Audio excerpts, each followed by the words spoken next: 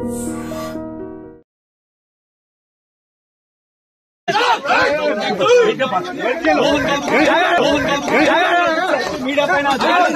was a dark day in Hyderabad, in our great nation India.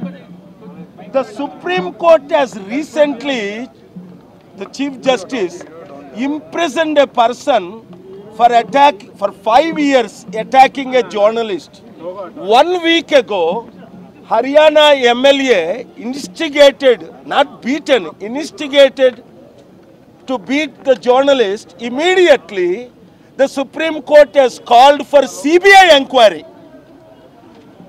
Silencing a journalist is silencing a democracy. Silencing a journalist is silencing judiciary. Silencing journalist is killing the nation, because without journalism, without reporting, nobody would know the truth. So therefore, I am surprised and shocked and amazed and perplexed, marveled how an experienced actor like Mohan Babu physically beating up a journalist where he desperately needs a plastic surgery. Shocking. And keeping quiet without apologizing. First of all, even more shocking. Stop your dramas, Mohan Babuji. Please first go to the journalist hospital where he is being treated and ask for an unapologetic, unconditional apology, number one.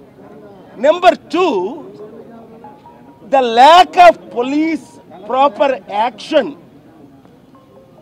You see, in North India, the Supreme Court imprisoned, sending notices, so that these MLAs and MPs or actors, whoever they may be, many times, many stories told about me, but you don't physically attack. You go to the court or you fight for justice if it is falsely written.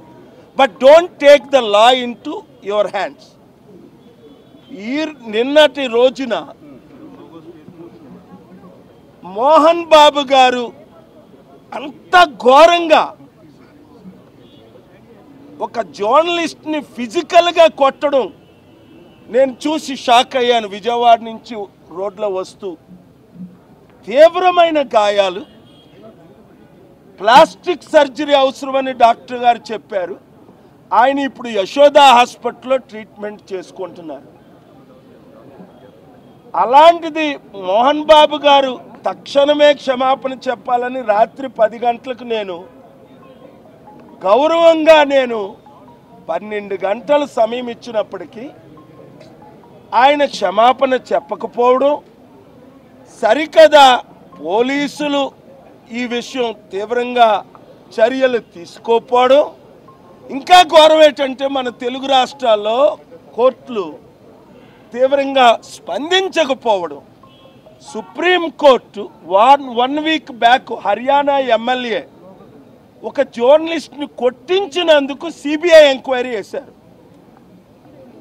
Supreme court chief justice 2-3 months back 5 సంవత్సరాల imprisonment ఇవ్వండి, jail శిక్ష ఇవ్వండి జర్నలిస్టులు కొట్టినందుకు తీర్పు ఇచ్చారు. మరి ఎందుకు మన రాష్ట్రాల్లో ఇంత దరిద్రం? జర్నలిస్టులను కొట్టడము అంటే జర్నలిస్టుల్ని అడ్డుకోవడము అంటే ప్రజాస్వామ్యాన్ని అడ్డుకోవడం అని మనందరికీ తెలుసు. అంత చిన్న శాలరీలు తీసుకొని వాళ్ళు రాత్రనక పగలనక ఉన్న సత్యాన్ని బయటకు తీసుకొస్తుంటే వాళ్ళ మీద దాడి చేయడం అది ఊహకి అతీతం నాకు. కనుక దాన్ని తీవ్రంగా ఖండిస్తున్నాను.